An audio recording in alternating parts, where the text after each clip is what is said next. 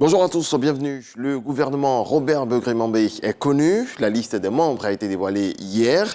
L'essentiel des ministres du précédent gouvernement a été reconduit. 2 diplomates de carrière font leur entrée dans la nouvelle équipe.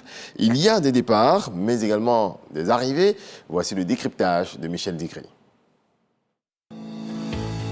Ils sont 30 ministres et 2 ministres délégués, dont 6 femmes dans ce premier gouvernement, formé par le Premier ministre Begré-Mambé. Les lignes ont également bougé au niveau des personnalités qui siégeront au Conseil des ministres. Un changement notable, les charges du Premier ministre évoluent avec les portefeuilles du sport et du cadre de vie. 4 ministres font leur entrée au gouvernement. Il s'agit de l'ancien directeur général du Trésor, Jacques Assaoré-Conan, désormais ministre de l'Environnement, du Développement durable et de la Transition écologique. Ibrahim Khalil Konaté, président du conseil d'administration de la SODEMI, qui devient ministre de la Transition numérique et de la digitalisation, un nouveau ministère. Wotabuna Ouattara quitte le secrétariat exécutif du Conseil de l'Entente pour occuper le poste de ministre délégué chargé de l'intégration africaine et des Ivoiriens de l'extérieur. Le diplomate Adjé Silas Mech, ambassadeur de la Côte d'Ivoire en République démocratique du Congo, est le nouveau ministre délégué en charge du sport et du cadre de vie.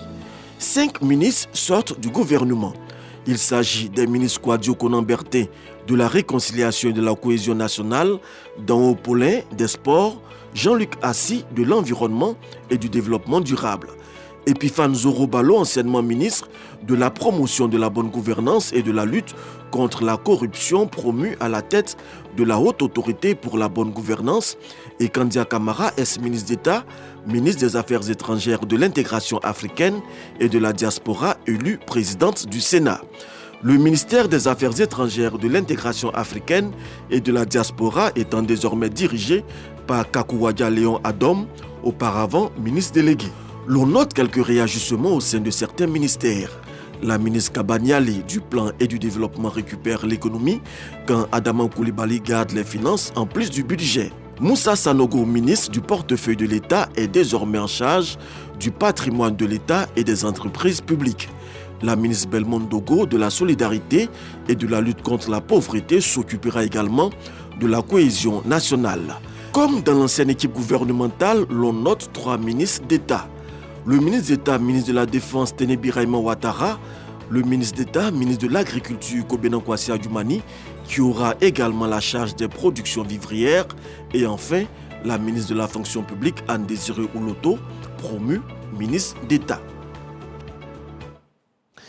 On le disait à l'instant, dans ce nouveau gouvernement, il y a des femmes. Elles sont 6 au total et mises en lumière par Alexis Ouedraogo. La liste du gouvernement Robert Begré-Mambé est désormais connue. 32 membres, dont 6 femmes. En tête, Anne-Désirée Ouloto, ministre d'État, ministre de la Fonction publique. Elle va poursuivre les réformes qui ont ces dernières années fortement impacté la vie des fonctionnaires. Avec elle, Niale Kaba, ministre de l'Économie, du Plan et du Développement, qui renforce ses assises. Mariatou Koné garde le portefeuille de l'éducation nationale et de l'alphabétisation. Celle qui a mené les états généraux du secteur de l'éducation aura la latitude de déployer son plan d'action au service d'une école de qualité. Nasseneba Touré poursuit sa mission auprès des femmes, des familles et des enfants, quand Miss Belmondo Dogo ajoute à la solidarité et à la lutte contre la pauvreté, la cohésion sociale. La culture, elle, reste la chaste gardée de Françoise Remarque, qui ambitionne d'en faire un secteur fortement créateur de richesses. Tout autre chose à présent, et on en vient aux assemblées annuelles du FMI et du groupe de la Banque mondiale au Maroc qui ont pris fin ce 15 octobre 2023. La délégation ivoirienne était conduite par le ministre des Finances et du Budget, Adama Koulibaly, une mission mise à profit pour multiplier les contacts, renforcer les partenariats, souligner la bonne santé économique de la Côte d'Ivoire. C'est ce que nous apprend Serge Coléa. La grande plénière des assemblées annuelles du groupe de la Banque mondiale et du FMI a été un des temps forts de ce rendez-vous de l'économie et de la finance mondiale. Une occasion pour Sa Majesté le roi Mohamed VI de souligner par la voix de son conseiller Omar Kabaj, ancien président du groupe de la BAD, les défis d'une planète qui doit concilier les enjeux économiques et financiers ainsi que les défis humains. Adjé Banga en est conscient. Le président du groupe de la Banque mondiale axe son action sur un monde viable, favorisant le développement, une meilleure qualité de vie, accès à l'air pur, à l'eau potable, à l'éducation et à des soins de santé décents. De son côté, le FMI se projette sur les 50 années à venir. Il est plus que nécessaire d'investir sur des bases économiques solides, tout en privilégiant la coopération mondiale. Au-delà de cette plénière, la délégation ivoirienne a multiplié les rencontres, notamment des échanges avec le Trésor américain, des séances de travail avec des banques et investisseurs. Un seul objectif, présenter la bonne santé financière de la Côte d'Ivoire et les efforts du gouvernement pour améliorer le climat des affaires. Nous investissons dans la Côte d'Ivoire depuis plusieurs années.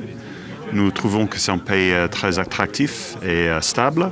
Il y a une diversité économique. La Côte d'Ivoire, c'est la première économie de la zone UEMOA. C'est le poumon de notre région. Si la Côte d'Ivoire va bien, toute la sous-région va bien. Donc il est très très important pour nous d'être présents là-bas, de déployer nos ressources, mais de le faire surtout en partenariat avec l'État et avec le secteur privé. La Côte d'Ivoire présente des perspectives de croissance favorables et les opportunités d'investissement y sont réelles. Dans toutes les rencontres, nous avons senti un intérêt renouvelé des partenaires qui veulent effectivement soutenir notre pays parce que justement le pays est dans une position de stabilité au niveau de la sous-région. Une semaine fructueuse à Marrakech, mise à profit par la délégation ivoirienne. Retour en Côte d'Ivoire, une nouvelle couche de bitume pour l'autoroute du Nord. Cette première phase des travaux concerne une linéaire de 24 km partant de Yopougon-Jesco jusqu'au poste à péage d'Atingué. Le constat de Mama Traoré. Zone industrielle d'Atingué, elle est traversée par l'autoroute du Nord. Dans cette zone depuis quelques jours, un seul sens de la chaussée est ouvert à la circulation. C'est généralement le cas quand surviennent des accidents ou tout autre obstacle, sauf que cette fois, l'autre chaussée se trouve fermée pour cause de travaux. Sur des centaines de mètres dans le sens Yamoussoukro-Abidjan, on aperçoit des engins à la manœuvre. Les ouvriers s'attellent à raboter le bitume, la preuve de l'effectivité des travaux d'entretien annoncés par voie de communiqué depuis le 5 octobre dernier par le FER, Fonds d'entretien routier. Ces travaux consistent à enlever le revêtement qui est en mauvais état actuellement et remettre un nouveau revêtement qui va permettre de faire disparaître les nids de poules qui apparaissent fréquemment actuellement sur la section de Jesco jusqu'au PK40. Et donc on aura 24 km à traiter sur une période de 2 mois. Et comme ces travaux ne pouvaient pas s'exécuter sous la pluie, il a fallu attendre qu'on ait une bonne période appréciable avant de démarrer ces travaux. Pour les usagers de l'autoroute du Nord qui avaient crié leur mécontentement dans un récent reportage de la rédaction de RTI 2, c'est un début de soulagement. Par exemple, en partant sur Abidjan, il y a 2 voies. Sur le côté droit, les camions, en tout cas, ils ont endommagé la route. Donc, même si tu ne vas pas vite, tu es obligé de prendre la gauche pour éviter que ta voiture se soit endommagée. En tout cas, je dis merci au gouvernement parce que c'est une bonne initiative. Il y a des petits trous, des petits endroits où le bitume est décapé. Bon, ça ne gêne pas trop, mais c'est clair que si on arrange comme ça, c'est encore mieux. Les trous, ça nous fatigue. Ça nous fatigue bien même. Mais l'autre côté, ils vont faire, peut-être ici aussi, ils vont faire. Là, on est sauvés. Le chantier n'en est qu'à ses débuts et sera exécuté par étapes pour une question de fluidité routière. La tâche de rénovation débute par la section allant de Yopougon-Jesco au village de Saint-Grobo pour s'étendre de Saint-Grobo à Yamoussoukro. L'objectif est de redonner fière allure à la section Abidjan-Yamoussoukro de l'autoroute du Nord qui se détériore en raison du dense trafic qu'il supporte au quotidien. Des poids lourds pour une bonne partie. Autre difficulté que s'est engagé à juguler le fonds d'entretien routier, la congestion aux stations de péage.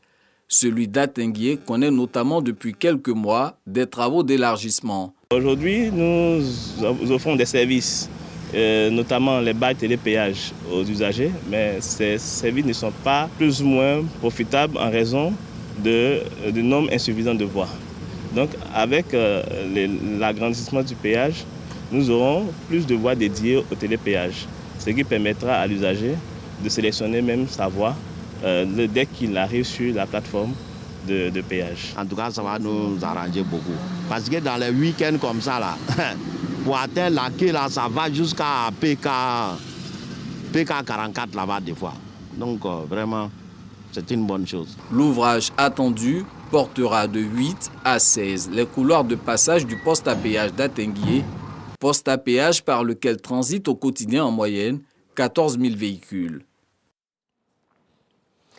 En bref et en image, l'actualité sportive vibre au rythme de la Coupe d'Afrique des Nations de football.